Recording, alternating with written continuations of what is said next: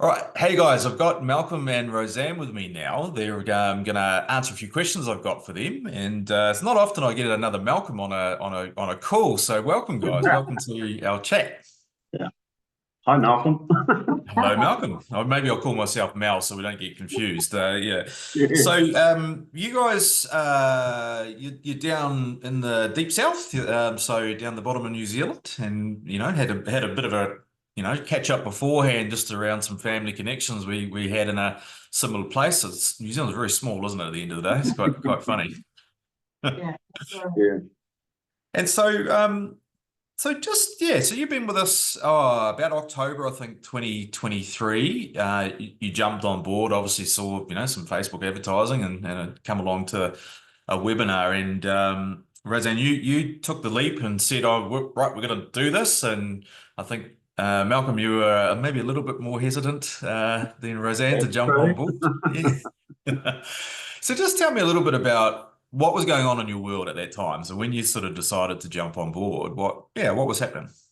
Okay, so we probably 2 years previous to that, we had shifted from one town to where we are now, and so we were living in a caravan in our daughter's driveway, and so a total of that was 3 years.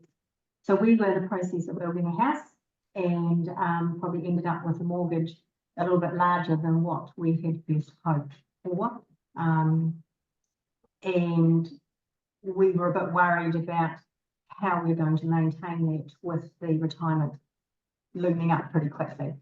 And yeah, so when I saw your ad on Facebook, it gave me a sense of hope and an encouragement that actually we might be able to smash this down with just changed behaviour and habits, and just getting that whole mindset of the story that we heard from what you were sharing with other people can do it, why can't we? Mm. And so yeah, so it was a quick decision, I suppose. And Malcolm, as you said, was really, I'm not sure about this. And I said, well, we've actually got no other avenue at this stage to be able to do it ourselves. And I suppose that's what we've done. We've always done our financial situations on our own. And this is like having a mentor and having someone to come and support us. So we clicked the button and away we went. And then Malcolm had concussion, and that was a 6-month journey. So that was pretty hard for him and us to actually get our heads around that. But in saying that, every week we sat down to the Q&A, and I had a huge spiral bound book, and I would write notes. And so we did that for weeks. And then all the courses I would write notes. So I still have that book, and we look back on it, and it's a really good tool. And then of course and then I had a neck injury last April, so I'm just starting to come right there. So it's taken a long time for us to be able to actually apply all what you're teaching and to get things going. I haven't been able to be on the laptop much or screen time. So a lot of it has been in the head, as in trying to remember things. I haven't been able to we have started an Excel sheet, but it's not what we want it. So it's a work in progress. And but we got our RCF started about 4 months ago, and it's probably only been the last 2 months that we're really starting to bore down on it. And in those last 2 months, we've managed to, the balance or the money available is about $7,000 more than what we would have normally have done. So it's that whole discretionary spending. And yeah, and it's that discipline. And also too, for me, it's that accountability. So yeah, and when I move money from one account to the other, I reference absolutely everything now. And so that gives me that moment, do I really need this? Do I really need to be spending the money on this? And a lot of it was like the cafe and the coffee, but also too for us was the Mitre 10, the Bunnings and farmers and the warehouse. So that was a big area of, I don't think I spent all the money in that area, but we were So now going back on reviewing our spending plan, that has diminished quite a lot. And so it's either I can live with what I've got, it's been learning to content with what we have, and I don't have to have everything. So my mindset, I suppose, is unlearning what I already knew and what my parents have taught me and going off their plan. And I suppose it's learning better methods and applying them. We've always been very careful with our money, but by coming on board here, it's made us more aware where we can save, whereas other times we probably would have just gone and spent that extra little bit of money on certain things, but never been people who are really, you know, splashed out on stuff, but certainly applying better principles now. So yeah, shout out to your team. It's great, you know, so yeah. And the exciting thing now is too, that now I've just turned 65, as I've got my superannuation cut starting to come in. So now we're going to start putting that on hard onto this situation and putting it in the RCF and applying that as well. So for me, that's quite exciting because we'll be able to get some real momentum going. Which it is exciting because, you know, like even what you were saying before, Roseanne, with, you know, 7,000 that you've sort of put back in the pot effectively that you know, you weren't doing before. I mean, that's awesome. I mean, it's relevant to everyone's situation is different, right? Like that's what I would say. And I think what I heard there too is that shift in mindset around the needs versus wants type component, right? Like it doesn't sound like you're living an extravagant lifestyle, but you're also you're not struggling either, right? Like you sort of, you know, like so you've got the ability to make some changes. And I think that's where a lot of people probably start going, I've got no ability to, you know, have surplus. And for some people, I understand that that's probably true. But then for a lot of people, I find that go through obviously the course modules and I'll teach you and show you things that you can find things where you can save and make some changes. And all of a sudden it just mounts up. It really does. So certainly does. Yeah, it certainly does. And I think you had said a statement is like, if you can't measure it, you can't manage it. And, that's right. And that really took hold of me, and we weren't measuring it. But we were loosely, but not tightly. So it was sort of telling us what to do with our money. But now it's reversing, and we're telling our money where it's going to go. And we were yeah. That's really good. Yeah, nice. So Malcolm, so obviously a little bit skeptical maybe at the start. That's probably a fair comment. But what was when did the penny drop, or what was the switch in your mindset to actually, you know, this is worthwhile doing or giving it a go? Like it's not just another gimmicky thing out there on the internet. What was the switch for you? I think the switch for me, Malcolm, was when I realised, you know, like pulling all your money together in the RCF, how it actually started to impact on the interest rate, you know, for your mortgage side of things, and so that really sort of woke me up, you know. I could actually see how we can make some quick progress on this, as opposed to not being involved, you know. Otherwise, we would just not make this sort of inroads. So there really wasn't any other option. You know, it was pretty concrete to me that, hey, look, we needed to get on board and, you know, start doing this. So, yeah. And sorry. And I think, you know, when we first came on, there was only about 200 or 300 people in the Facebook. And now there's 1.1, I think, thousand. So, you know, it's and when we first went in there, we were like, oh my goodness, you know, this is such a small group. Is this legit? You know, you really had those doubts in your mind for a start off. And but we just, I don't know, we just decided to carry on. And of course, because of our health issues, we're thinking, oh my goodness, this is only available to us for a whole year. Well, we've mentioned quite a few times, you know, it is extended, you know, it's not just for the year because every situation is different. So that gave us incredible comfort. And hearing other people's stories, that's really encouraging. It really is. Because I don't post on Facebook. And when we had such a good run with the bank Westpac with RCF, I just had to share my experience that, you know, yes, obviously there's a lot of people out there who are struggling with the banks and are pushing back, and but in our experience, and I think we had everything written down, and Malcolm and I had discussed how we wanted this discussion to go. So we were prepared, and with what we learnt in the courses, you know, I'd had a letter already written out, and then changed it to our situation. So that was really good. And I think listening to your courses and the Q&As, it just encouraged us. And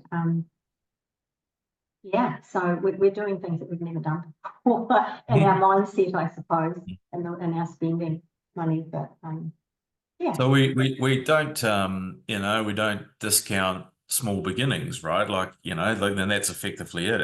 You know, talking a bit about community and how that's sort of grown. And so for everybody that is maybe not aware of what we're talking about with what we do in Kiwi Money School, not only are we providing, you know, course material and coaching Q&A on a Monday night, but we've also got a Facebook group where it's community based, it's closed, it's only members of Kiwi Money School are in there, and but they're sharing stories. So, I mean, just tell me a bit about your community experience. I mean, have you, what's been really beneficial for you? Yeah. Well, I think for me is hearing other people's stories when they say, oh, they're nearly at retirement age. And it's like, oh, okay, how are they doing things? You know, yeah. So it's people of similar, I suppose, age and how they do that. And so you know, I used to write down what they used to say, you know, sort of, and so I used to go back and read that. And, you know, if they can do it, we can do it. And we're doing it, yeah. And we're, yeah, but it does, it takes energy, and it takes time, and it takes commitment to, right, we need to put this evening aside to be able to sit down and do this. And so it was quite exciting the other night. We sort of jumped on board and did our spreadsheet a bit and just tried to calculate exactly how much we're sort of inroads we're making, you know, and we were talking figures like 3,000 or 4,000 per month. So, you know, and that's without really pushing yet. So, you know, it's looking really bright for us if we really kick on and start, you know, applying the principles in a tighter way. And you know, we're quite excited about it. So we would never have been saving that sort of money or those sort of figures. You know, we might be saving 1,000 or whatever, but not something like 3,000 or 4,000. So, you know, you multiply that over so many months, it starts to stack up to some good dollars, you know. So, yeah, that's exciting. and Oh, it's really that is people. exciting. It gives me the goosebumps when I hear that stuff. It honestly does, because it's just it's amazing, you know. Like that's when you're explaining it that way, it's like 4 times quicker than what you were doing before, type thing, and it gives you that, because I think a lot of people, and I'm sure I can talk openly to you guys. I mean, when you're people that are you know, reaching retirement, right? If things haven't quite gone to plan, or maybe you don't have a plan, it can be pretty stressful, right? Would you say that's fair? Because you start to worry about things or get a bit concerned about working and how long do I have to work for? It's that element behind it as well. And so you know, it's encouraging to hear your story, because others, once again, will listen to this too and go, oh, actually, there is some hope here. I can do things differently. And whilst you might not have the debt entirely paid off by the time you hit 65, imagine where you would be if you weren't doing something like this, you know, and got things under control. Yeah. Oh, absolutely. Absolutely, yeah. Absolutely. No, we unfortunately not where we wanted to be, I suppose, in our first, you know, when we first got married, you know, and you think when you retire, you want to be debt free.